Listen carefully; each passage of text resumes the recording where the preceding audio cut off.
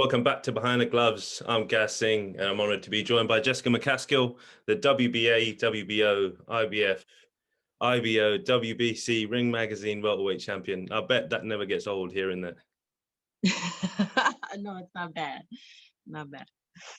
First of all, Jessica, how was your Christmas? How was your New Year's? Oh, very good. I don't really do a lot of crazy stuff, so as long as I have time to hang with family and friends, and I'm good. Well, I just want to jump kind of straight into it. We're kind of 5 months removed from that night in Tulsa in Oklahoma, where you went into the fight as an underdog. Would you agree with that? Yeah, yeah, for sure. And I think it comes up there with one of the upsets of the year. Really, you've taken someone who's reigned. You've taken the belts from a champion who's reigned for a long, long time in Cecilia Braekhaus. Do you feel that you learned a lot from that fight, and her obviously being a bigger fighter? And I think it's safe to say she was probably the biggest fighter of your career so far. I think I learned a lot about myself from that fight, just knowing kind of how my team and how everyone collectively how prepared we are and how everything that we kind of do behind the scenes, how that comes out during a fight, like even just having to be in the bubble the whole time we were there for about a week or so, and just making sure that our regimen was the same, and just kind of keeping everything under wraps no matter what was thrown at us. I think that's the best thing that we did during that whole time. Fine. In terms of the rematch, talk to me about the rematch. Is that been confirmed? Is there a date? Is there a location, a venue?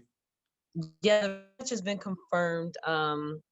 We were supposed to fight in December, and then things changed, so there is no date as of yet. And because there's no date, there's no location. So we're just kind of waiting for someone to say something. So we're just we're almost like last year, where we had a date set for April, and then the pandemic hit, and then there was no date, and we were just kind of blind. So just waiting for a heads up. So I assume you started your camp early for this fight. Like, obviously, you got to stay ready, right? Yeah, we don't really do like camps per se because we're always training. So even immediately after the fight and returning back home from Tulsa, I make sure I'm in the gym just because I have to be a role model and example to the other fighters in the gym. Even just to say hello to people, our clients that come in, to clean the gym. Like the gym is my home, and I invest myself into the gym so that it kind of gives back to me. So I'm still in the gym. We've had sparring. We do strength and conditioning. We've had some rest days where we do smaller workouts. But yeah, we're still all the way there. So obviously, like you said, you don't do camp and you train all the time. So have you made any changes in your training as how you approach the fight the second time round, or you just is it going to be the same type of tactics?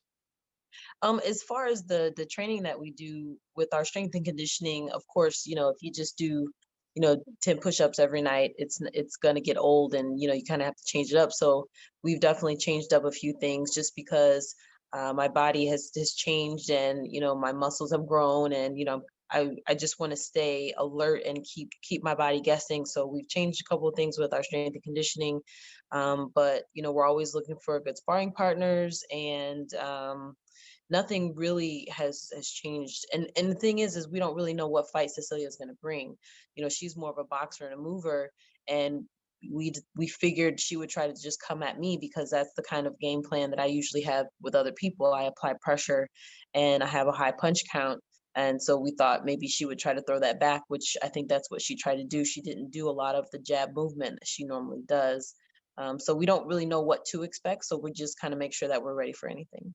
Did you feel comfortable in there applying the pressure to a bigger fighter? Yeah, and you mentioned like a bigger fighter.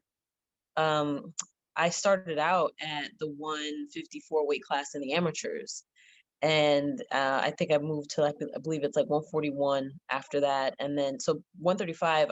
First time I hit 135 as a fighter was for my pro career.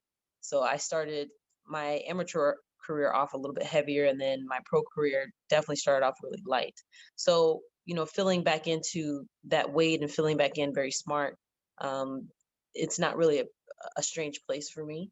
So no, I was very comfortable applying pressure and moving and giving her movement. So it was all natural.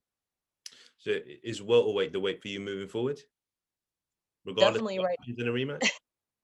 Definitely right now, just because, I'm at the top, and that's not something you give away, just for nothing. So, I mean, if something were to happen where there were big opportunities at a different weight class, maybe with an MMA fighter crossover fight at a different weight class or something where I can make history and kind of set the bar, those are the reasons to change up, but not for no reason.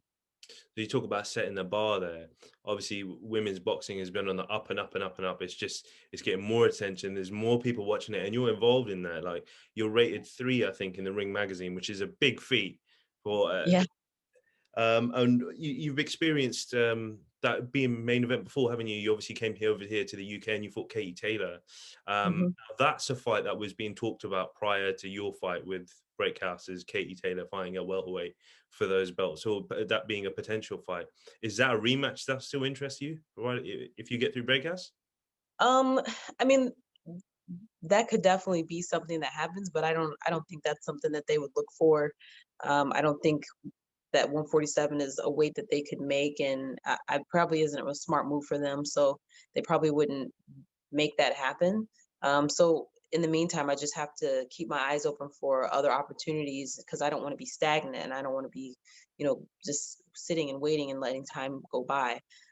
So for now, I'm just looking straight ahead at what's in front of me. Fine, fine. Okay, I can appreciate that. You mentioned a bit earlier, having like kind of the right team around. How important is it to have the right team around you? Obviously, you're working with Rick over there, and you talk a lot about your strength and conditioning. How much of a factor does that play when you step into the ring? I think it all builds up your comfort level, the things that you're working on, making sure that everybody is in communication with each other. I let Rick run my entire program. So, if there's something I want changed, I go to him, he makes it happen. If there's different sparring I want, I go to him, he makes it happen. So he's really in charge of just making sure that everything's on point from start to finish. Even, being in the bubble in Tulsa, Oklahoma, and having a Zoom workout with my strength and conditioning and making sure it was the things that we wanted. It wasn't too long. It didn't hurt any of the things that we were doing during the fight week. Because fight week is a little bit of a rest time. You don't. I don't. I work. From 6 in the morning till 3 p.m. during regular, time. So having that time to myself during fight week is really nice and getting more rest. And so you don't want to overwork yourself right before the fight and jam anything up per se. So yeah, it's really important for everyone to have communication, for everyone to be comfortable, to have very good transparency. And Rick does a great job with that. You mentioned before that you got to stay in the gym. You just got to train all the time, and you've got to be like a role model for the other fighters in the gym. What motivates you to do that? I don't think I had a role model. I mean, I started in the gym a lot as a lot older athlete.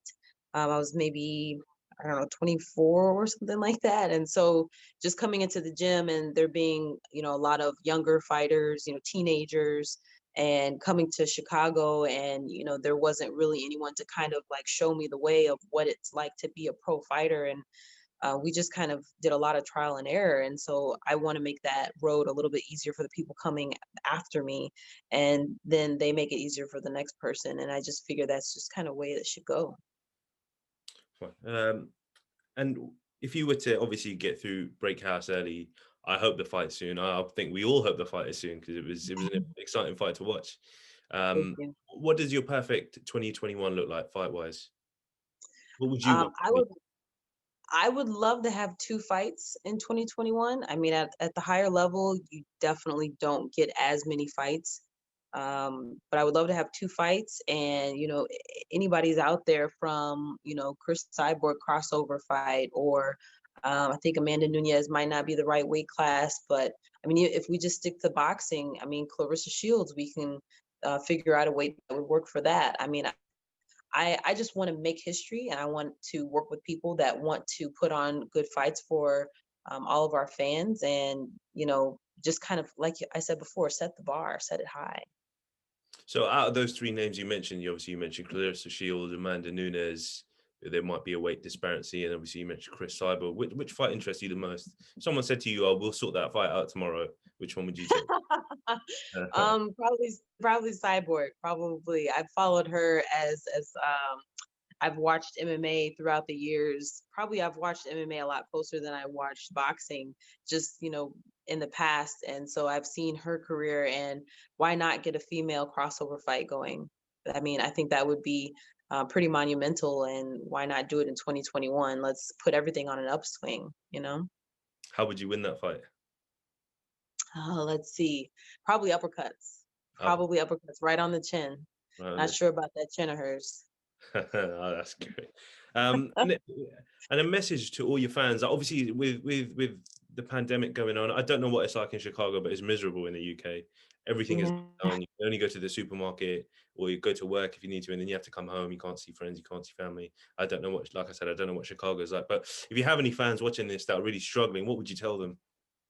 Man, I would definitely say take it one day at a time. Find something that you love and focus on that. Just take it one day at a time, and don't think too far in the future, and just try to conquer small battles. And that's the same thing with people with fitness or like weight issues, or conquer one small battle at a time, and then celebrate that, and then keep going, keep pushing yourself. And a final message for your supporters and everybody watching. Thank you so much for the support. Everybody can find me at Jessica McCaskill on all of the platforms. We're putting out more content on Rick Ramos Boxing page, more podcast content, more No Days Off behind the scenes. We're trying to just make sure that we stay connected with the fans so they can see everything that we're doing, and just try to motivate others and show each other what the way is, and how to go about things just in a safe, smart way. And finally, before I let you go, a prediction for the Braekhaus rematch. You gotta give me one. Let's see. Every time I say I'm gonna knock somebody out, it doesn't happen. So I don't want to say I'm gonna knock her out, but man, I think it's gonna be there's gonna be some pretty monumental things. Whether it's a fight that's gonna be able to have fans, which would be great. Maybe something out of the country, which might get some of you guys out of the house. Hopefully. I'm definitely looking forward to showing some new moves, and giving a little bit of different taste to the fans. Well, thank you very much, Jessica McCaskill. I'm guessing, and we look forward to catching up with you. Hopefully, we get the fight soon, and we wish you a really good 2021, and we'll be in contact with you soon. Hey Fight fans, it's Michelle Joy Phelps. If you haven't already subscribed to our YouTube channel, make sure you do so by clicking this icon right here, or else.